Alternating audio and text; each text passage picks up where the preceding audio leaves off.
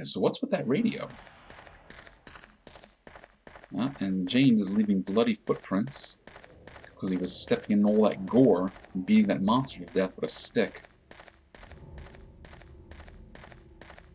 But just like Harry from the original Silent Hill, James has a radio, and that radio will make noise when there are enemies nearby. In fact, it should start making some noise real soon. Yep, there's one. Now, these lying figures, or straitjackets, mostly fight by spraying you with some sort of irritating mist. You can see them doing it right now. And they're not terribly fast. There we go. But if they fall on the floor like that, they'll start skittering around like bugs.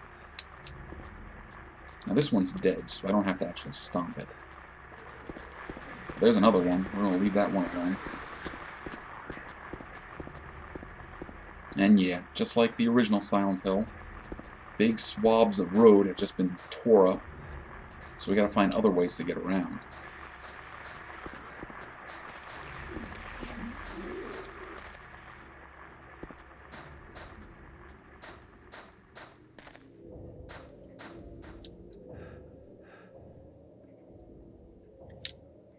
Something is written on it. Too bad I can't read it because the surface has been rubbed away. Remains of the swamp. The monument was originally a swamp, but was later filled. Fitting ago, the nickname Blood Swamp because the Urs poured the to wash the easels in there. Perhaps it's for that many to have the area. We're going to come across a few things like that where some of the description is blocked off, and in my mind I absolutely could swear that if you went through the game enough times, those little markings would be gone and you could read the full document. But I'm not sure. I don't know if that's actually true. It doesn't seem to be true because all my research doesn't point to that being the case. And other people I've talked to don't seem to know what I'm talking about. So, am I just losing my dang mind? Or was Silent Hill screwing with me too, all those years ago?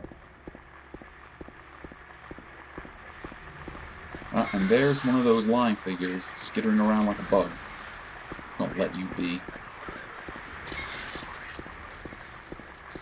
Well, what do we have here? There's a memo pad on the ground. I'm going to write everything that I've learned so far. Maybe that will help you out somehow. If you're reading this, it probably means I'm already dead. Yeah, we want to be careful. Those lying figures, those patient demons are around here. The torn memo pages on the ground. Yeah, see, one of them spraying at me. I saw those demons. They were there. Oh, you jerk.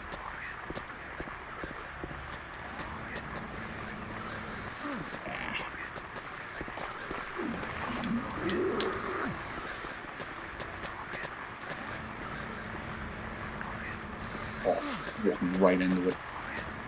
Come on, you. Alright, let's see if we can get him. Nope. Alright. Good old Planky.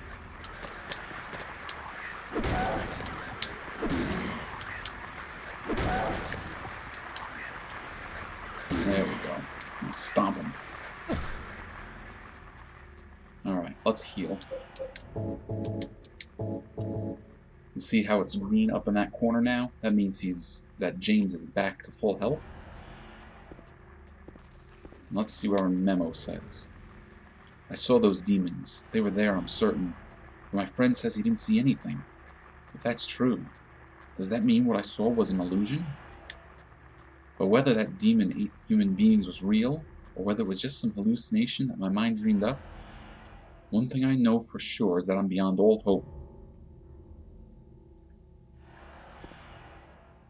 It seems they're attracted to light. That's why people who need light to see are their natural prey. They also react strongly to sound. If you want to go on living, you're better off just sitting quiet in the dark and staying quiet. But even that probably won't save you.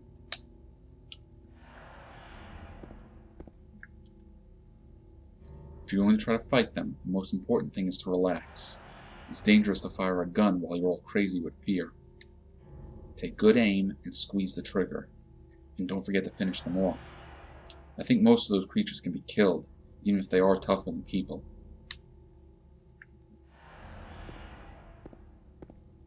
Run away.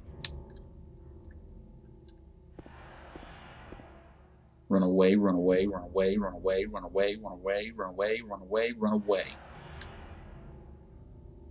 Well, that's actually really good advice. It's better not to fight these things if you can avoid it. Especially this early in the game, where we don't really have the equipment to take them down. Even though we have a really strong chainsaw, it's way too slow to deal with these guys. And handgun bullets. So that probably means at some point, we're going to have ourselves a gun.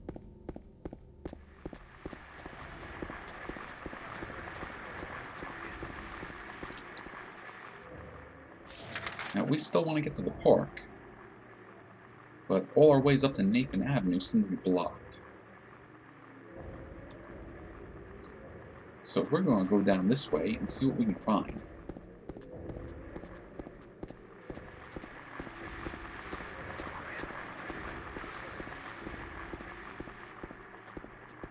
We also want to keep track of James's head. If James sees something interesting, he'll turn his face towards it. Gozo sushi. I could go for some sushi. Although I'm sure there's nothing fresh left in Silent Hill. Leave you alone?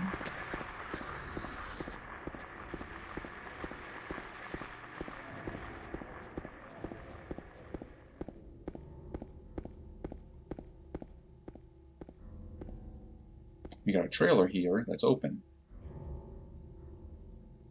And there are a couple of things worth noting in here. There's a save point. You like save points. Not going to save right now, though. There's this bottle of spray here on the table.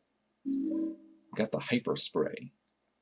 The hyper spray is another special item that's a weapon for you that you can unlock going through the game.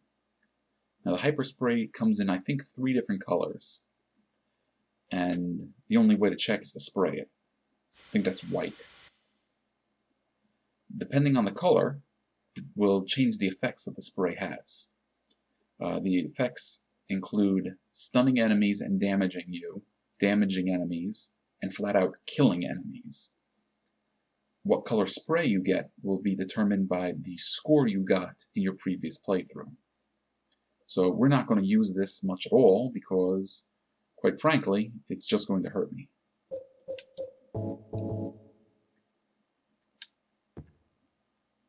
And there's a memo.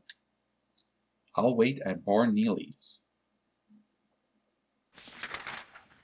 Well, there's a Neely's bar right there. So we're going to go check that place out. But first, put back on the plank.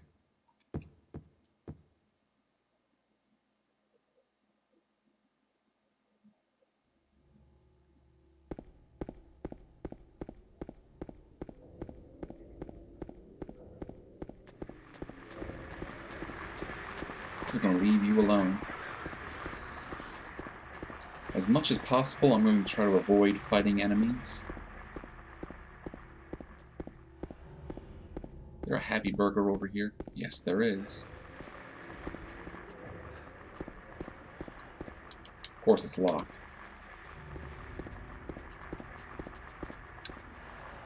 There's a first aid kit. We're going to take that.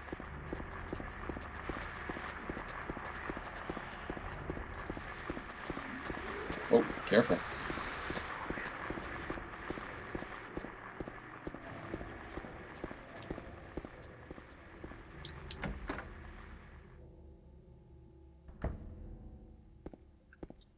There's a map here. Well, this map looks much worse for wear, but whoever was using this map marked off some places. What's that symbol at the end of Martin Street?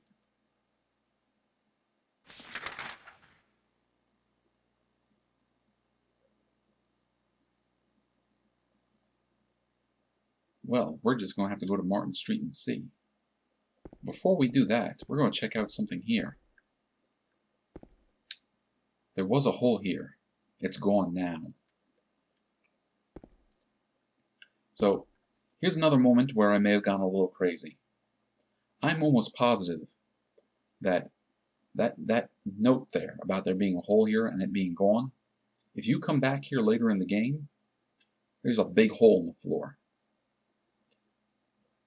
Again, that's one of those things that I talk to people about and they have no clue what I'm going on about. And they look at me like I got two heads.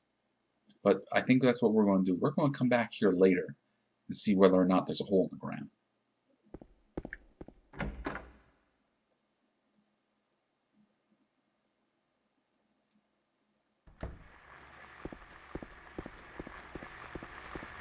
But right now, we're going to Martin Street.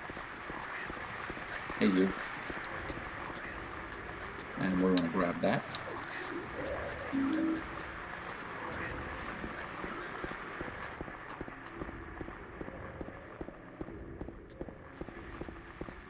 Cut through this alleyway.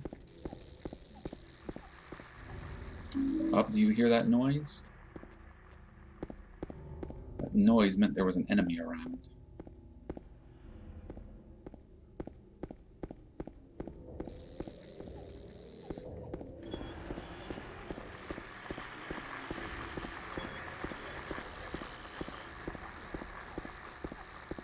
And there it is.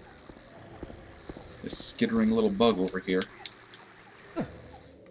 We'll see a few enemies like that over the course of the game. These just big, ugly bugs. Not quite as big and ugly as they were in the first game, but still a problem.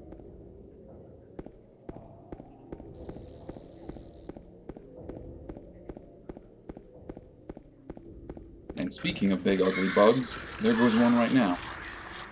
I'm going to let him alone. Because what we want is over here. The apartment gate key. And if you remember on our map, the Woodside Apartment is right over here.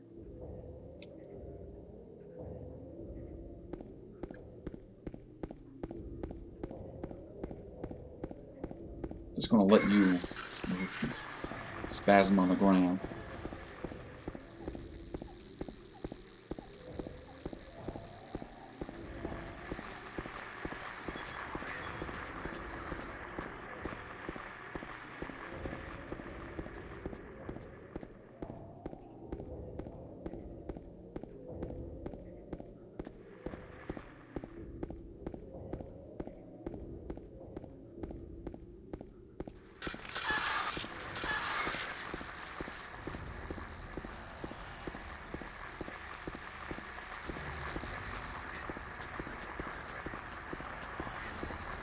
So yeah, all these apartment buildings are all fenced off. Trying to keep something out and keep something in.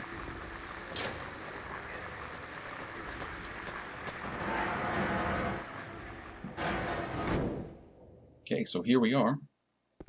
The apartments are our first major area of the game.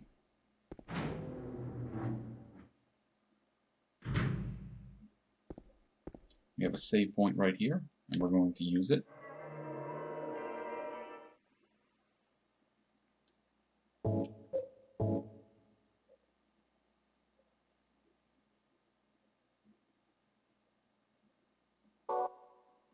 We're going to check out most save points when we come across them, because that's how you get them on the map. And speaking of maps,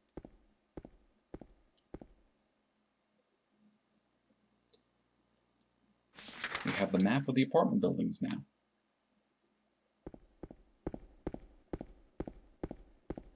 It's locked. A lot of doors are going to be locked. It's just how things work out in Silent Hill.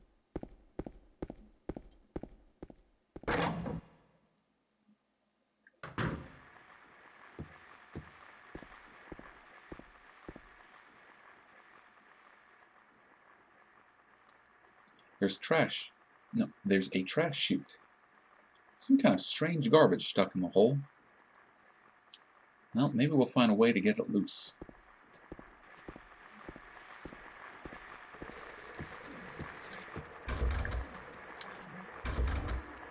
It looks like the lock is broken. I can't open it. But I do hear something walking around.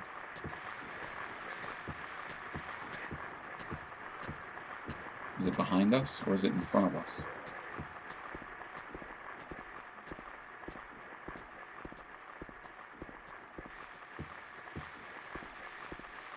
I see something way up ahead of us.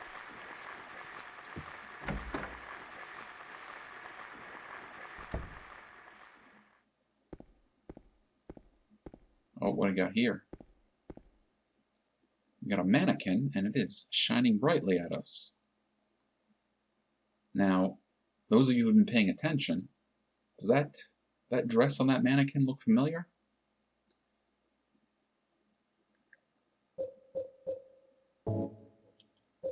Should. Mary's. And all kind of mannequin parts all over the place behind us over here. But hey, let's grab that flashlight. We can probably put that to good use. And hi, there's our next enemy. Now, that enemy I've always just called Mannequin, and I'm pretty sure the game calls it Mannequin too.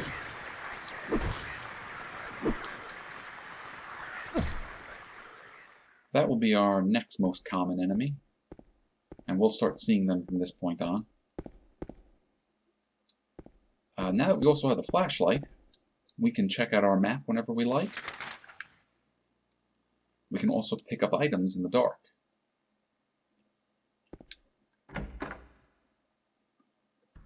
But the enemies can now also see us much more easily.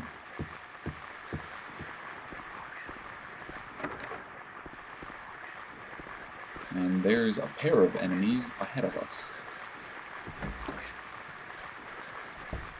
We can turn our light off with the white button, but while the light is off, we cannot pick up items. We also can't interact with most things either. But the enemies will just kind of wander by us as long as we're not too loud or too aggressive. Alright, we're going to take those bullets and we're going to get out of here.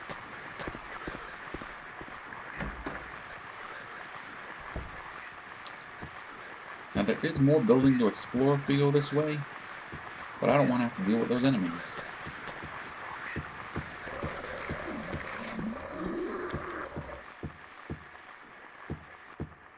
In fact, I do believe we've done everything we need to do on this floor at the moment.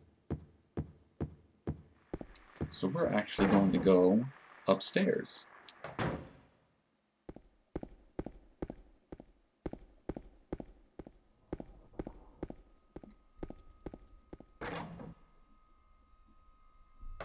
And James sees something. Might be hard for you to see, but there is a key right there, just in arm's reach behind those bars. There's a key on the ground on the other side of the bars. If I stretch my arm out, I just might be able to reach it. Are we going to pick it up? Yes, we are. And this will be the beginning of a string of very brave and foolish things that James does.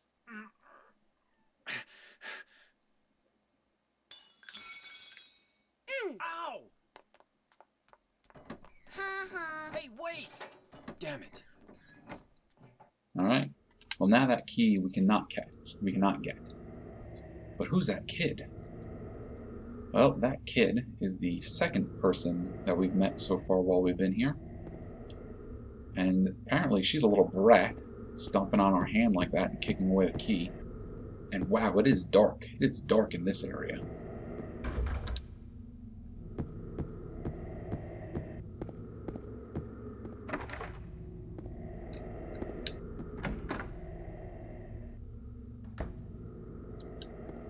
Now this room is full of stuff on the floor.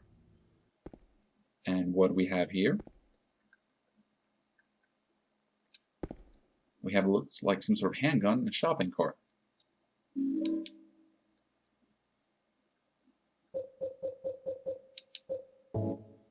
Handgun. Full clip holds 10 bullets. Light handgun. Not much stopping power, but easy to use.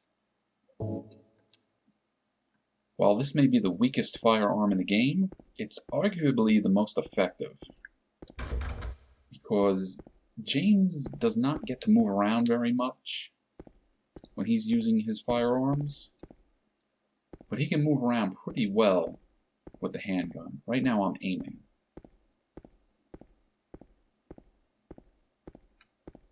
We'll probably get the most use out of this weapon.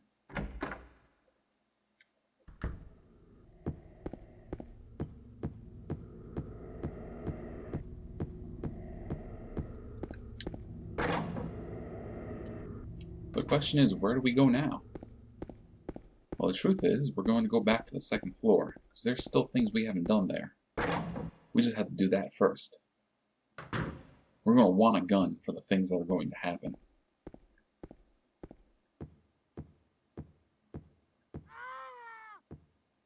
What was that? Some kind of noise north of here. Well, let's quick go check it out.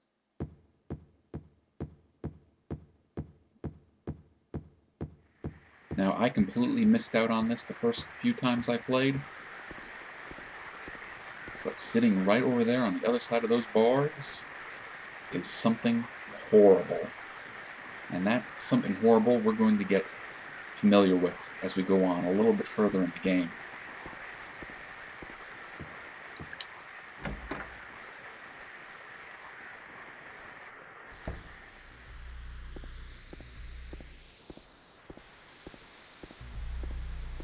Oh, this doesn't look pleasant.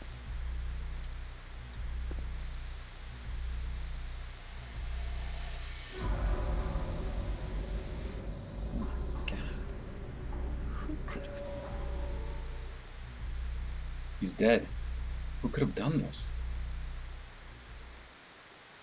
Now, I figure I might as well just bring to your attention that that model in there is the same model as James. And there has been a lot of argument and debate over whether or not that means anything. I am personally of the opinion that it was just a shortcut for the programmers instead of having to make a new character model, but maybe it does have some sort of symbolic meaning. And over here we have, they'll pick it up. Come on, James. Key to room 202. That key and that corpse would not be here yet if we hadn't gone to the third floor and had that little scene with the key and got the gun.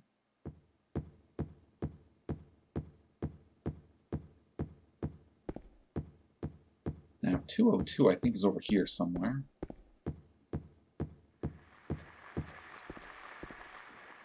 Yep, it's right in front of us.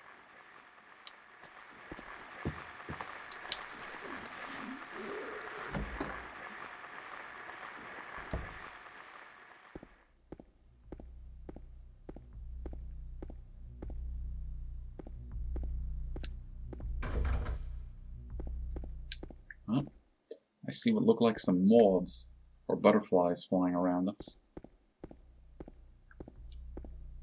Not a big fan of moths. May have mentioned that, may not. The body of a dead butterfly is on the ground. There's nothing else of interest here. Oh, now just listen to that music. I don't know how that music affects you, but sure enough to me, that is the music that sounds like something is stalking you. That's the kind of sound I expect if there's somebody walking around the corner, ready to walk right into you.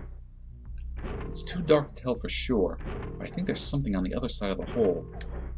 Will you investigate? Alright. And here's James being brave and stupid, sticking his hand in the hole that looks like it has green slime pouring out of it.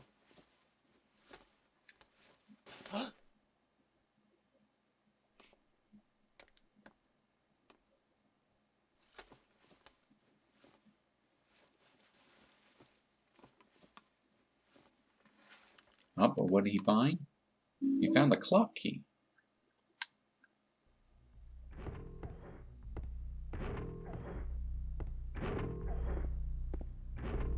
Now, we haven't seen anywhere to use a clock key yet. Well, thankfully, I have gone through this game before, and I know where we have to go, so we don't have to spend an hour and a half just looking around the building.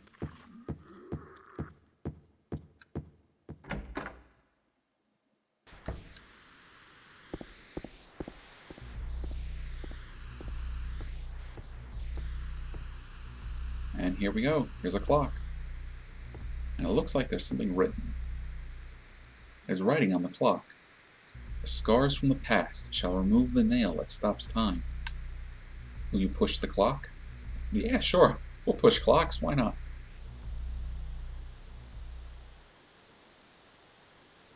No matter how hard I push, it doesn't move. It's like it's stuck to the ground.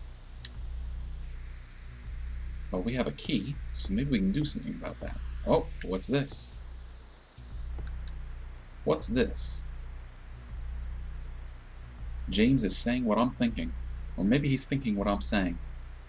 Henry, Mildred, Scott.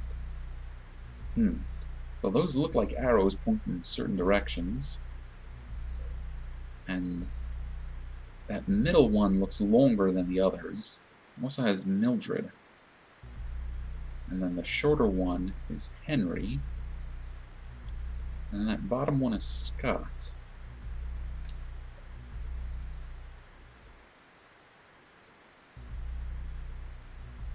Well, those are clues on what we want to do with the clock. The clock is stopped at 3:07 and 15 seconds. The faceplate is closed. It is locked. I can't touch the needle of the clock like this. So let's use that key we found. Let's also examine it. Now that I think of it, there was a big clock in room 208. There you go. It kind of looks like there's a clock on the key itself. Can't really tell what time it says though. Maybe like 3:50.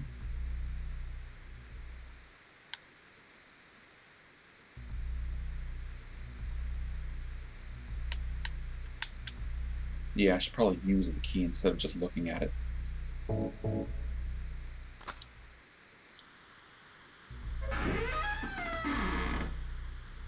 Okay, so using left and right, we can move the hands, and the second hand is not moving at all. But the hour hand does, and the minute hand does.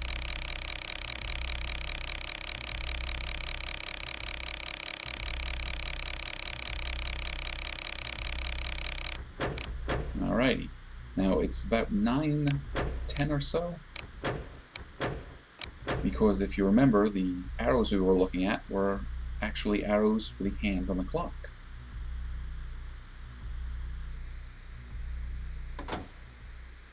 So if I did this right, we should be able to move this. And what do you know? Once in a while I get it right.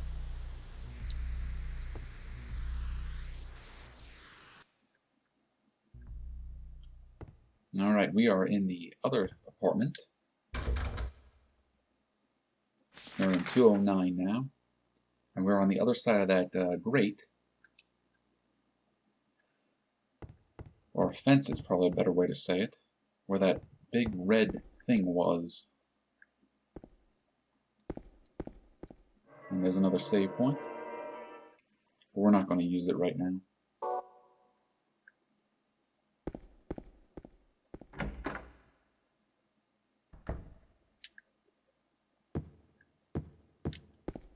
Yep, and those are those bars.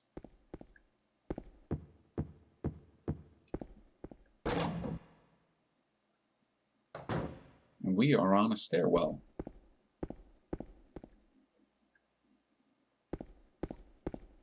It's locked. Of course it's locked. It's always locked.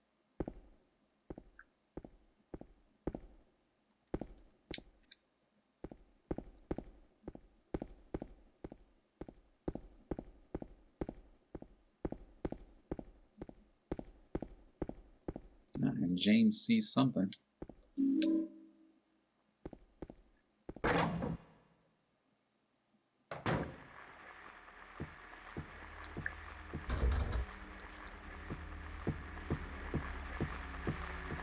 Alright, well, I'm about to turn off my flashlight, because the next room we're going to go into, things are different. Well, not terribly different, but they're a little different, depending on whether or not the light is on or off. So, let's go poke our heads in there.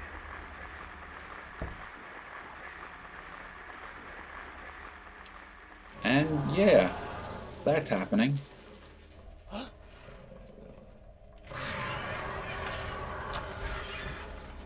So over there is probably Silent Hill's most iconic monster of them all. He goes by the name Pyramid Head, or they call him the Red Pyramid.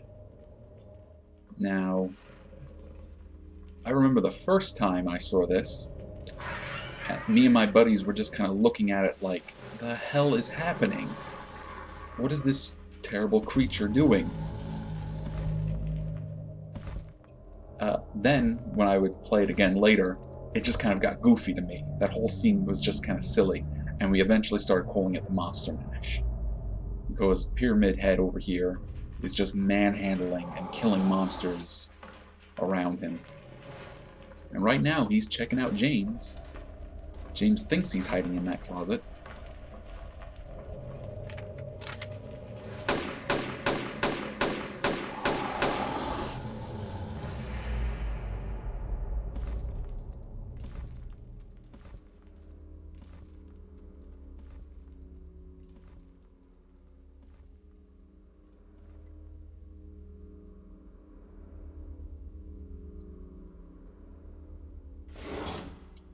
Okay, let's put our light back on. We got the courtyard key. So that's why we wanted to come in here. We wanted our introduction to Silent Hill's probably most famous monster, and we needed that key. And dead mannequins.